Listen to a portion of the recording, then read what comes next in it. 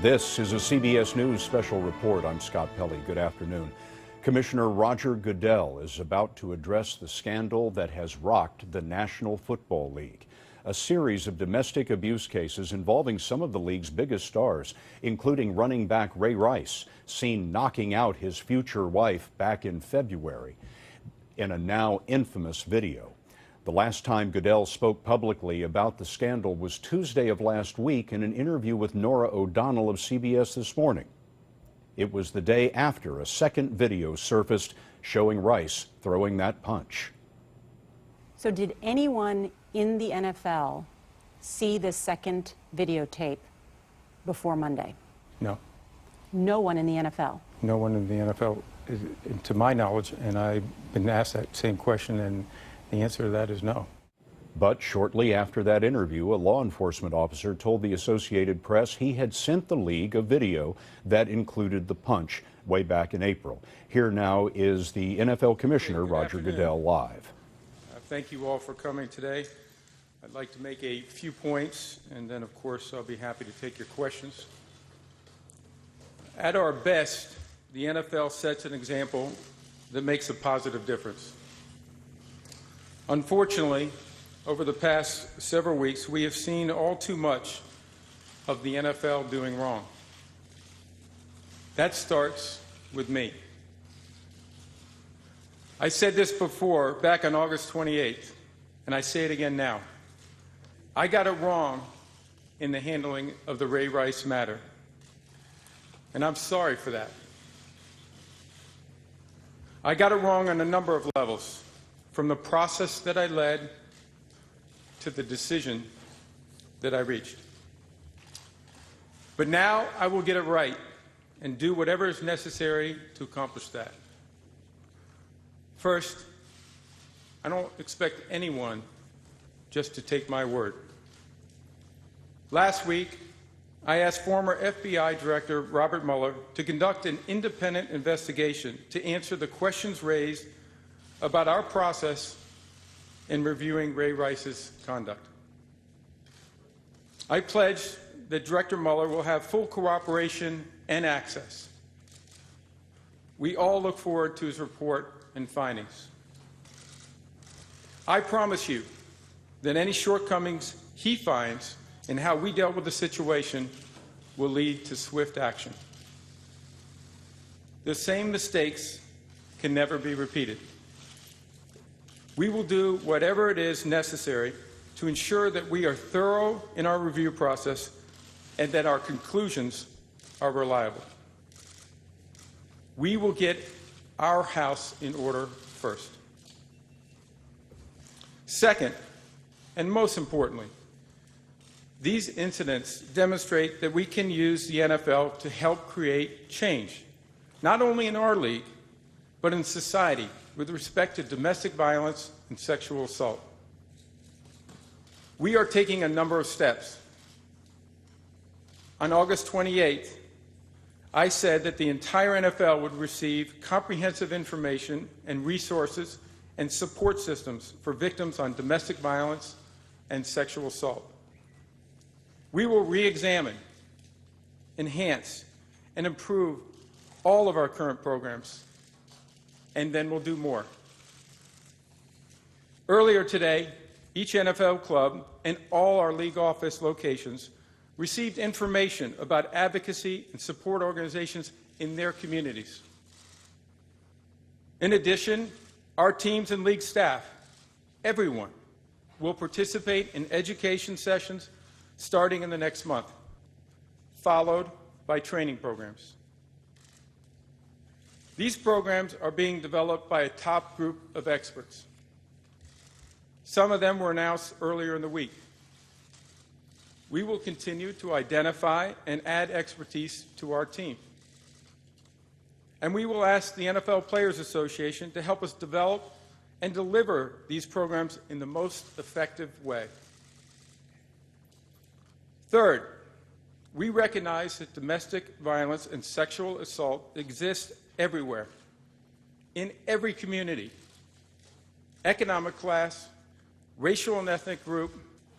It affects all of us. These are problems we are committed to addressing. But we cannot solve them by ourselves. Law enforcement, the criminal justice system, social service organizations, and families are the cornerstones to addressing this problem. For our part, we can add and we will do more. To begin, we have entered into long-term partnership with two leading national organizations, the National Domestic Violence Hotline and the National Sexual Violence Resource Center. The hotline received an 84% increase in their call volume just last week. They did not have the resources to reach even half of those calls. They need our help, and we are providing it. Fourth, we strongly condemn and will punish behavior that is totally unacceptable. Domestic violence, including child abuse, sexual assault, irresponsible ownership or handling of firearms, the illegal use of alcohol or drugs. These activities must be condemned and stopped through education and discipline. Our standards and the consequences of falling short must be clear, consistent, and current. They must be implemented through procedures that are fair and transparent. This is a central issue today. I'm here now because our rules, policies, and procedures on personal conduct failed to ensure that this high standard is met. But I want to make it clear, these are very complex issues. Our country has a legal system that everyone needs to respect. When there is evidence of misconduct by anyone in the NFL, we need to carefully consider when to act and on what evidence. Everyone deserves a fair process. You know I feel passionately that working in the NFL, in any capacity, is a privilege. Something we must earn every day and must never take for granted. The vast majority of players, coaches, owners, and employees in the NFL stand tall, not only for their role in the game, but for what they do in their communities. To get all this right, we will bring together our players and their union representatives, coaches, owners, and outside experts who can help us set the right standards and identify the right procedures. I have discussed these challenges with the Players Association Executive Director DeMaurice Smith. He shares my view that domestic violence and sexual assault have no place in the NFL. He and I will meet next week to bring together experts to help us establish and live up to the standards that our fans deserve and that we set for ourselves. I will be asking these experts to examine all current NFL policies related to employee and player conduct and discipline. They will address how to balance due process rights for those accused with the need to hold our personnel to the highest standards. They should also consider the current system for determining violations, including my role in the process. There will be changes to our personal conduct policy. I know this because we will make it happen. Nothing is off the table. Let me say it again. We will implement new conduct policies. They will have a set of clear and transparent rules for league and club personnel, owners, and players. My goal is to complete this by the Super Bowl. Football and the NFL have always changed and improved. We drive changes in the game through our competition committee. It reviews and updates the rules that govern the game on the field. Through this process of evaluation and reform, we keep the game competitive, entertaining, fair, and most importantly, do everything we can to protect our players on the field from injury. We go to enormous lengths to make sure players, coaches, officials, fans, our broadcast partners fully understand our playing rules and how they are enforced. That must now be our model when it comes to personal conduct. So like the competition committee and other league committees, I'm establishing a conduct committee to review these new rules in the months and years to come and ensure that we are always living with the best practices. There is no reason we cannot be as transparent and as effective on these issues as we are with the game on the field. I believe in accountability. I understand the challenges before me, and I will be held accountable for meeting them. Every day, so many of our players, coaches, and staffs are doing tremendous things in their communities. I couldn't be more proud of how they're using the opportunity to help make a positive difference. Today, I ask everyone that is part of the NFL to join me in making positive and significant changes going forward. I'll take your questions. Yes. Peter. Peter Alexander from NBC News. Yes. Commissioner Goodell, appreciate your time. Sure. If any of these victims had been someone you love, would you be satisfied with the way the league has handled this crisis, and what would you say to them? I'm not satisfied with the way we've handled it from the get-go. As I told you, and this statement indicates, I made a mistake. I'm not satisfied with the process that we went through. I'm not satisfied with the conclusions. And that's why we came out last month, on August 28th, and we said we're going to make changes to our policies. We made changes to our discipline. We acknowledged the mistake, my mistake. And we said we're going to do better going forward. We have a set of very complex issues that we have to deal with. That's no excuse.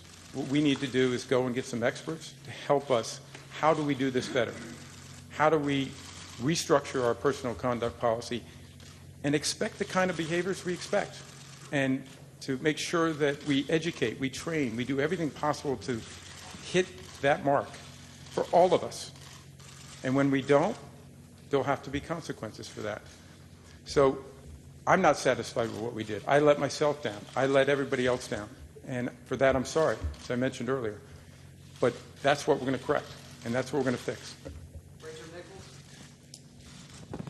Roger, you've had pretty extreme unilateral power in deciding discipline, but as you've said a few times, you've gotten it wrong in a few cases, and that tends to happen when there's no checks and balances.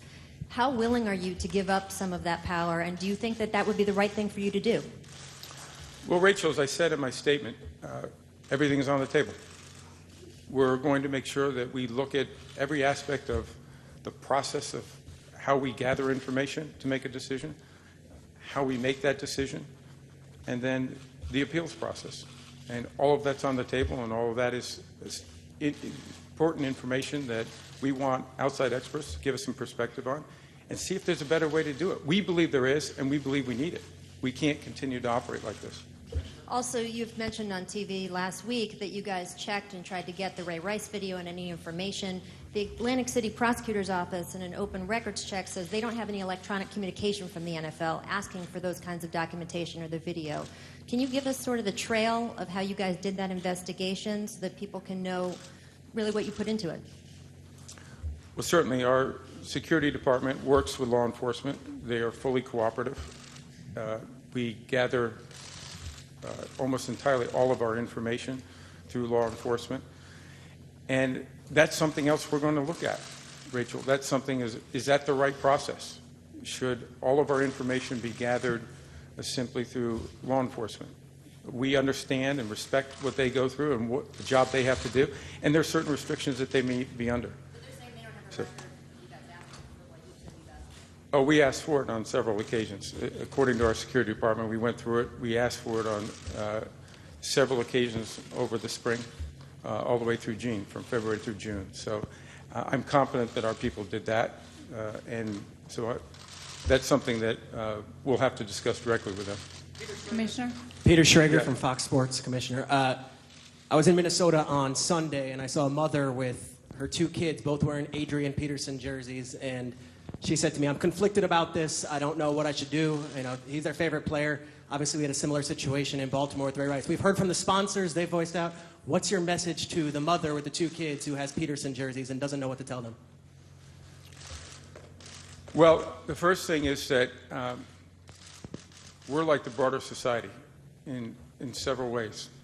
We're like a microcosm of society. We have a lot of young men, a lot of individuals that play or coach or executives, other individuals in the league that they make mistakes. And that is something that, while I'm disappointed in what Adrian Peterson was involved with, we want to see the facts. But I think what we see so far is tragic. It's hard to look at. I have 2 daughters who are 13. It's very difficult to see. And I think what we have to do is allow those facts to proceed. But the important message, I think, for all of us as parents is that our children are going to make mistakes. They need to learn how to take responsibility and be accountable for those mistakes and deal with those. And that's something that I and my wife Jane, we work very hard on with our kids. When you make a mistake, be accountable for it. Commissioner Sharon Alfonsi from CBS News. Yes. Mm-hmm. In 2012, after Bountygate, you suspended Sean Payton for a year. You said ignorance is not an excuse. A lot of people think you're not holding yourself to that same standard.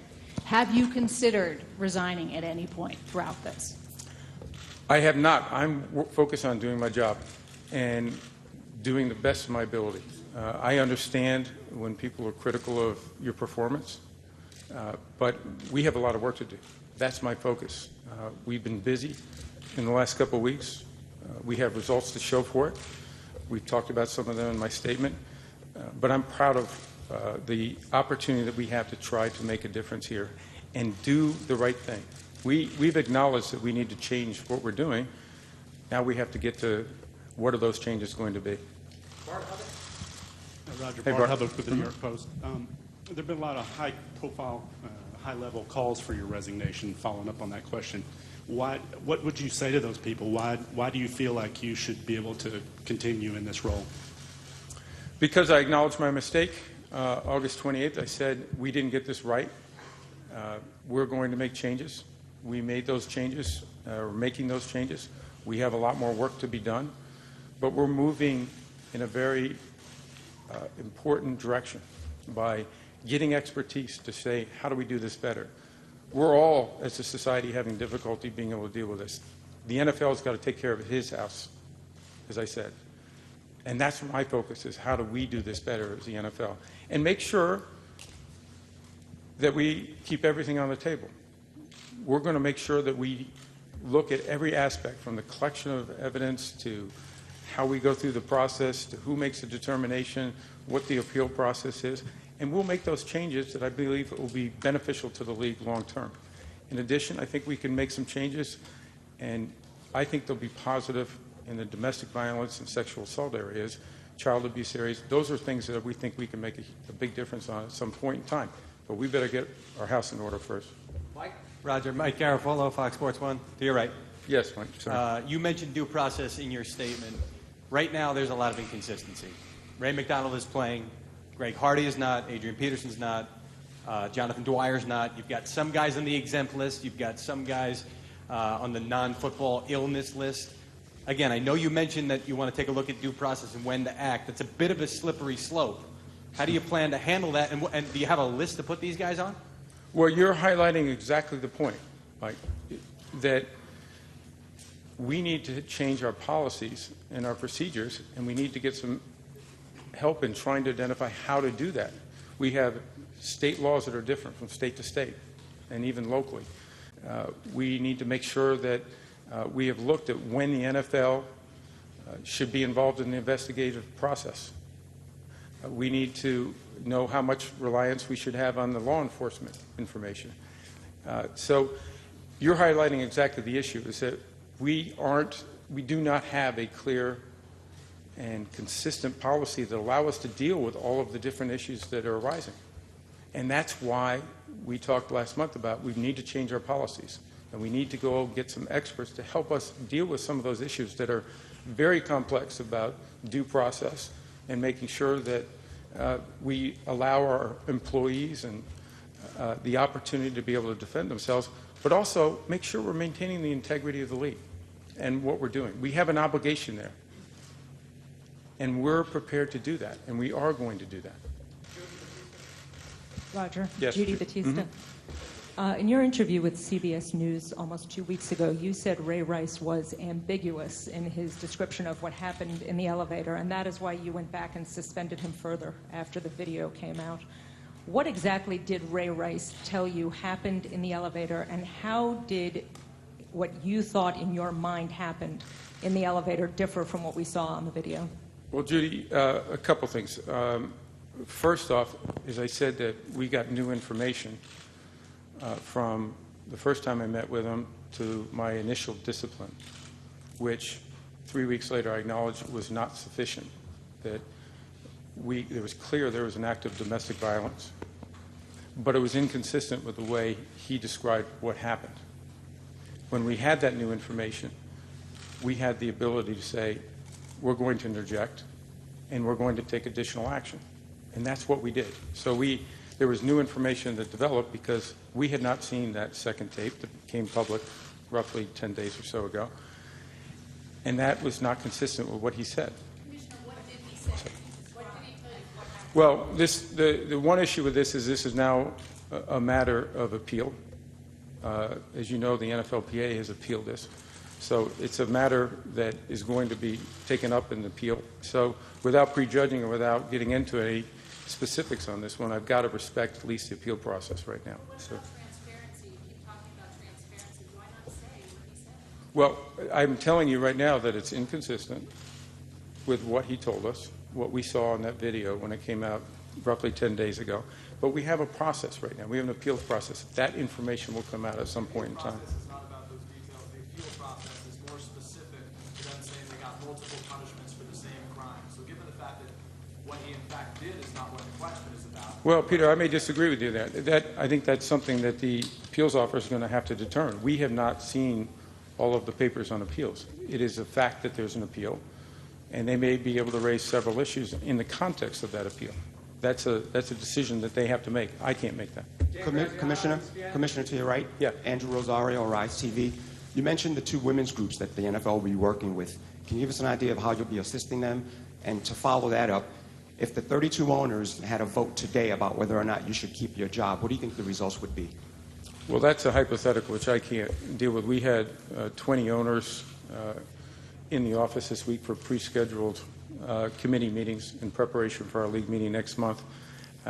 And we're just focusing on getting our work done, and so are they. So we had very productive meetings with them. Your first part of your question was about the different organizations. What we saw in our contact is that because of the attention this issue was brought by the Ray Rice matter and potentially other issues coming to light, this is something that became a need for what our experts tell us was happening in the community. What is happening is that there's clear that there's a need for people to seek help in all communities, and that's why they saw a spike in this. What we want to be able to do is to be able to help provide assistance to them, and that was something we could do. And we said to them, we want to be involved, we want to help, and we will provide resources and assistance to be able to make sure that you can get the personnel there to be able to answer those questions. And we're pleased to be able to do that. We should be providing that kind of assistance. Dan Graziano. Dan Graziano, ESPN. Yes, Dan. The AP report about the video being sent to your office cites a voicemail wherein someone confirmed receipt of it. With that in mind, I mean, how do you explain that amid the league's denials that they had the video? Well, Dan, that's exactly why, as I mentioned in my statement, that we hired Robert Mueller, the longest-serving director of the FBI, to make sure that that individual, Robert Mueller and his staff, they go through and they find out as many facts as they possibly can and report. It's independent. I don't know where he is on that, but all that information will be something that Director Mueller will be dealing with. You've been clear throughout your tenure that you would be hard on people who committed crimes. Why do you think the domestic violence crimes, such as Ray Rice, gave you such a difficult time and weren't treated as harshly as maybe some others were? Well, as I said to you early on, is that we made a mistake in letting our standards fall below where they should be. We should have had our personal conduct policy reviewed more frequently to make the changes necessary to deal with the issues that have changed. We last changed that policy on a broad perspective in 2007. It's had a positive impact on overall number of criminal activity. But what we need to do is go back and say, okay, we're in a different age now with different issues and different challenges. Let's go back and figure out how to do that again and do it in a consistent and fair way. And that's what we're doing with the outside experts. Was there something about domestic violence crimes, these specific ones, that made it more difficult for you to adjudicate them? Well, I think the policy itself was, again, not up to standards. The standard discipline for that was way below what it should be. And when we saw the first video, it was horrifying. And we went through the process, and we disciplined them consistent with that policy. That wasn't sufficient, as I said. That was a mistake. So we had to go back and fix our policy in the short term and say, this isn't sufficient discipline. We met with a variety of experts on this.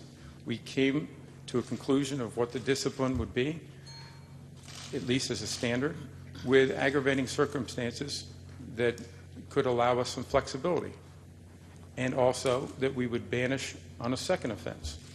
So we took a very strong position saying this is not acceptable.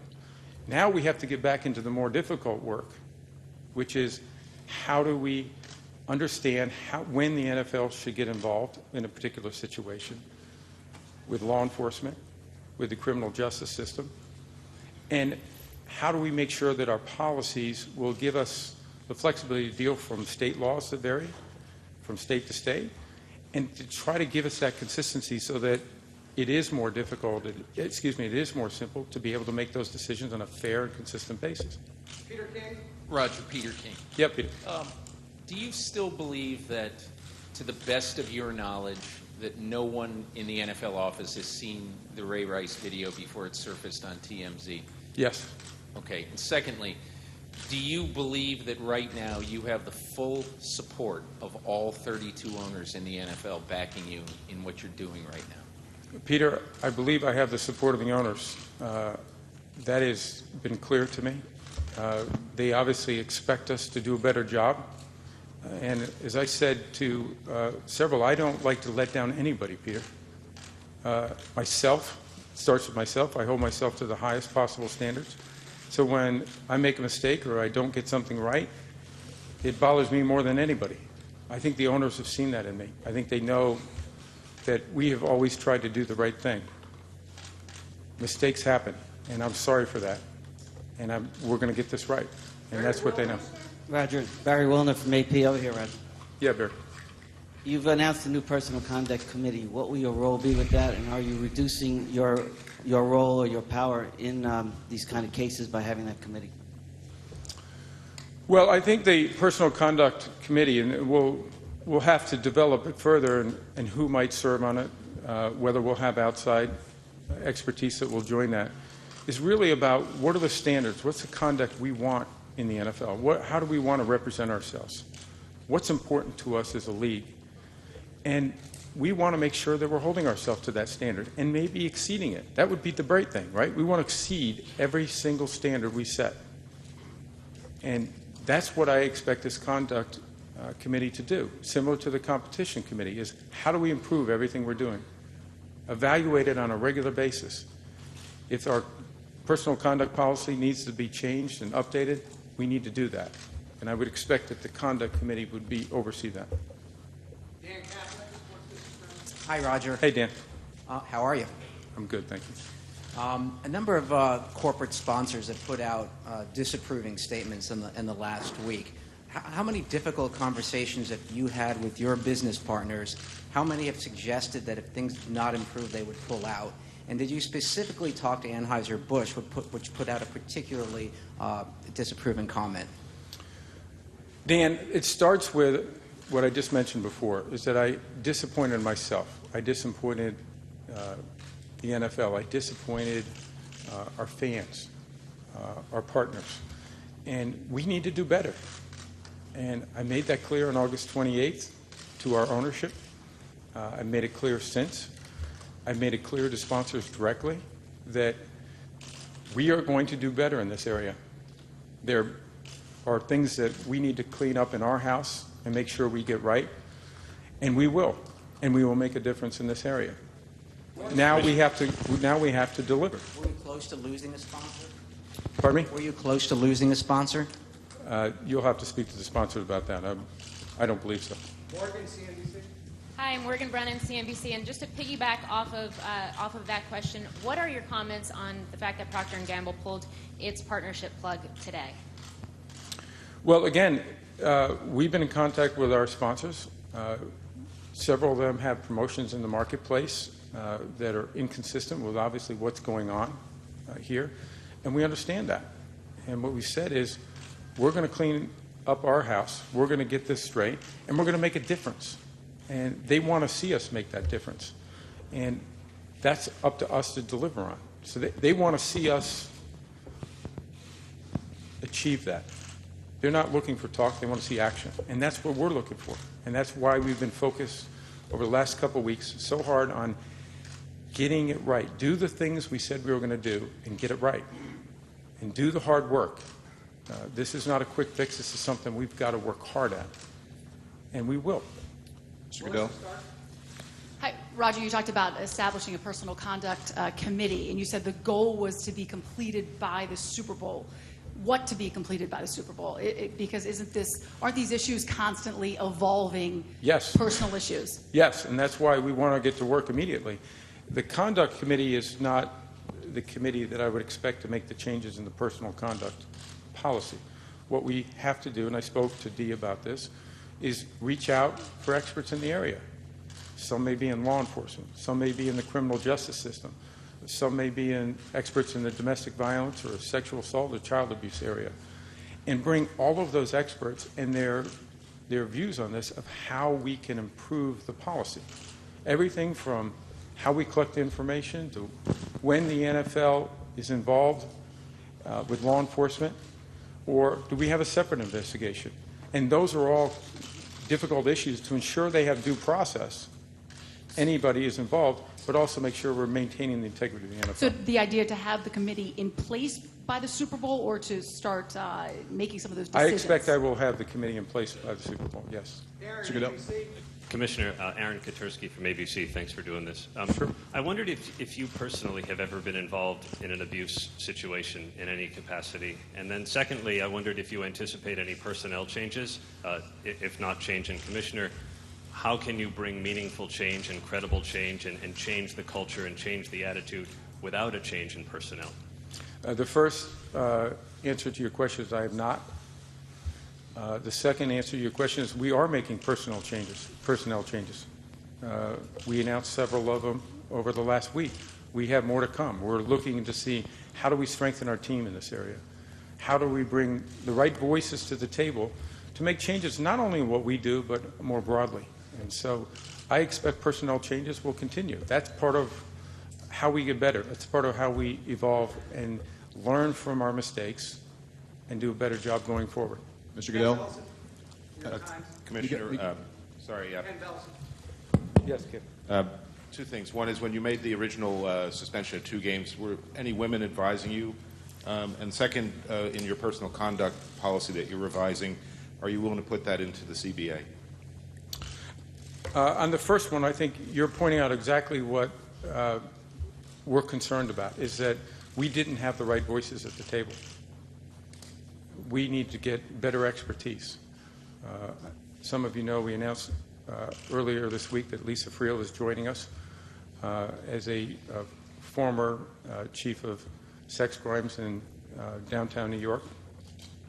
I think she's going to be able to provide a very valuable perspective for us in understanding the criminal justice system, particularly in this area. And those are the types of people we want to have part of our organization and part of our decision-making process. Mr. Goodell? Yes. Miguel Marquez. I'm Benji. What's going on? What are you doing? What are you doing? Don't take me to an elevator. Don't take me to an elevator. Please. Don't take me to an elevator. Please. Okay, we're So, sorry about that. I had nothing to do with that. Mr. Goodell, Miguel Marquez from CNN. Yes. I guess there's a lot of confusion from fans out there about the mistake that you say that you've made. You talk about your investigative department at the NFL.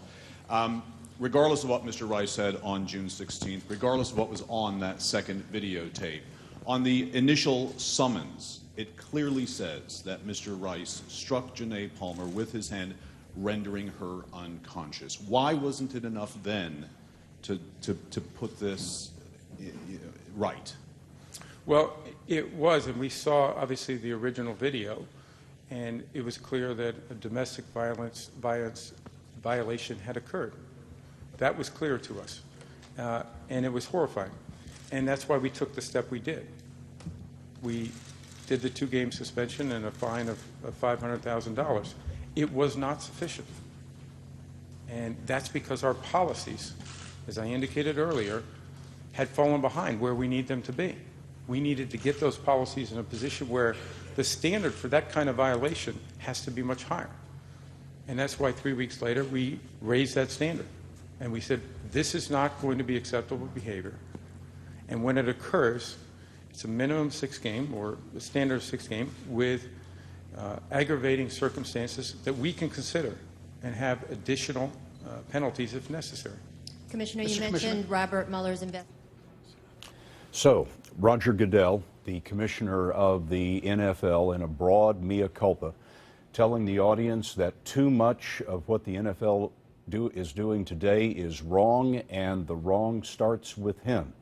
Goodell said that the rules at the NFL fail to ensure the high standards that the league should uphold, and in that he mentioned not only domestic abuse and child abuse, but also drug abuse, alcohol abuse, and the ownership of firearms. Joining us is James Brown of the NFL Today and special correspondent to CBS News. James, what did you see? I saw a commissioner who was taking full responsibility, and Scott, I commended him weeks ago when he indicated that he didn't get it right. He apologized for it, and I know there were quite a few questions about why he was, if you will, out of the public eye for the past 10 days.